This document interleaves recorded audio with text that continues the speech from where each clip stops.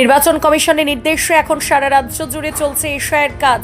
এই আবহাওয়ার মধ্যে চলতি মাসের শুরুতে রাজ্যের মুখ্যমন্ত্রী মমতা বন্দ্যোপাধ্যায় নবান্নের সভাকক্ষ থেকে উন্নয়নের পাঁচালী উদ্বোধন করেন, যা হলো বাংলার 15 বছরের উন্নয়নমূলক কাজের খতিয়ান। এবার তৃণমূল উচ্চ নেতৃত্বের নির্দেশে পূর্ব বর্ধমান জেলার আউশগ্রাম 2 নম্বর ব্লকে রাজ্য সরকারের উন্নয়নমূলক কাজের খতিয়ান এলাকার মানুষের কাছে তুলে ধরতে উন্নয়নের পাঁচালীর 5টি ট্যাবলো উদ্বোধন করলেন তৃণমূল কংগ্রেসের ব্লক সভাপতি শেখ আব্দুল লালন। জানা গিয়েছে, আউশগ্রাম 2 ব্লকের 7টি অঞ্চলের প্রতিটি বুথে ঘুরবে এই ট্যাবলোগুলি। বুধবার জাকজমকপুরে গেরাই থেকে ট্যাবলোগুলি যাত্রা শুরু করে।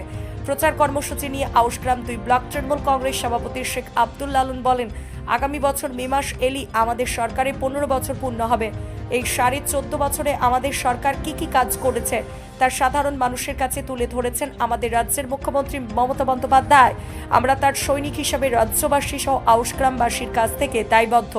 তাই এই উন্নয়নের পাঁচালী ট্যাবলেট ঘুরবে আউশগ্রাম 2 নম্বর ব্লকের প্রতিটি অঞ্চলের কোনায় কোনায়। সুতরাং বলাই যেতে পারে এখন থেকে আউশগ্রাম 2 নম্বর ব্লক জুড়ে আসন্ন 2026 বিধানসভা নির্বাচনের প্রস্তুতি শুরু করা হলো। সমস্ত সংঘ মহাসংঘ আমার নারী শক্তিকে সঙ্গে নিয়ে 7টি অঞ্চলের ওই যে দিদির যে প্রোগ্রাম, সেইটা হচ্ছে কি উন্নয়নে পাঁচালী 95টা স্কিম, দুয়ারে সরকার, দুয়ারে রেশন, সবটাই আমরা দুয়ারে যে 95টা স্কিমের বার্তা সেইটা মানুষের কাছে পৌঁছানো দেওয়ার জন্য আজকে শুভ উদ্বোধন আমরা আউশগ্রাম বিধানসভা আউশগ্রাম 2 নম্বর ব্লকে অমরপুর অঞ্চলের ব্লক পার্টি অফিস থেকে শুরু করলাম। আমাদের তো এই যে এসআর করতে গিয়ে বাদ দিয়ে যেটা মানুষের আজকে বাংলাকে যে বঞ্চিত করা হচ্ছে, বাংলা ভাষা কথা বলে তেনা দিয়ে বাংলাদেশ পার্টি দেওয়া হচ্ছে। বাংলার মাটি শক্ত ঘাঁটি, বাংলাকে দমানো যায় না, যাবে না। তাই আমাদের যেটা লক্ষ্য, আমরা এই মাননীয় মুখ্যমন্ত্রীর অনুপ্রেরণা, আমাদের সেনাপতি অভিষেক ব্যানার্জির যে নির্দেশ, সেটা অক্ষরে অক্ষরে পালন করছি। ধর্ম বর্ণ নির্বিশেষে সর্বজাতিকে নিয়ে আমরা একসঙ্গে আজকে এই যে পথের আমাদের উন্নয়নের পাঁচালী তার 95টা স্কিমকে প্রতি পাড়ায় পাড়ায় দুয়ারে দুয়ারে এই বার্তাটা আমরা দিতে শুরু করলাম। এটা আমাদের 1 মাস ধরে এই প্রোগ্রেস আমাদের চলছে।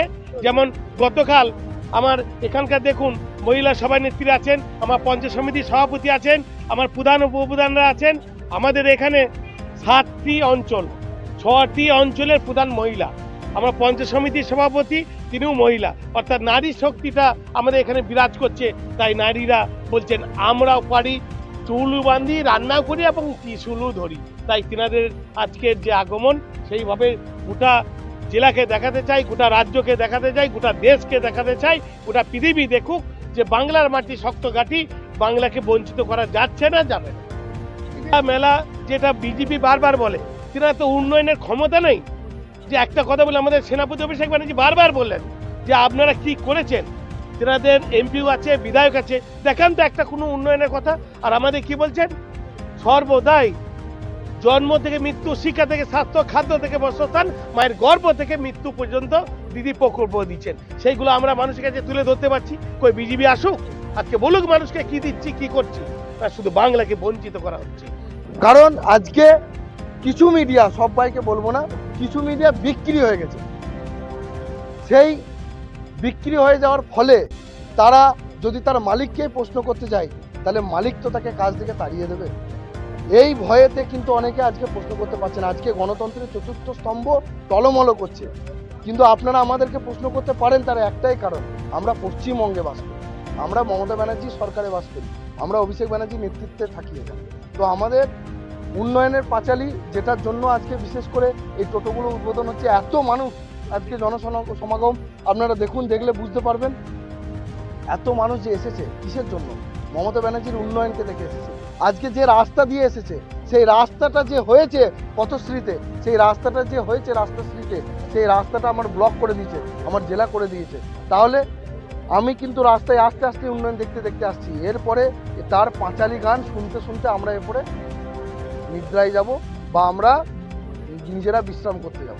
তাহলে এই পাঁচালী ঘুরবে এলাকায়, ঘুরে মানুষের কাছে আমরা যে দায়বদ্ধ তা আবারও প্রমাণ করবে। এবং মমতা ব্যানার্জি সরকার যেরকমভাবে বুঝিয়ে এসছে বারংবার যে আমরা কোনো এজেন্সির জন্য নয়, আমরা কোনো শিল্পপতির জন্য নয়, আমরা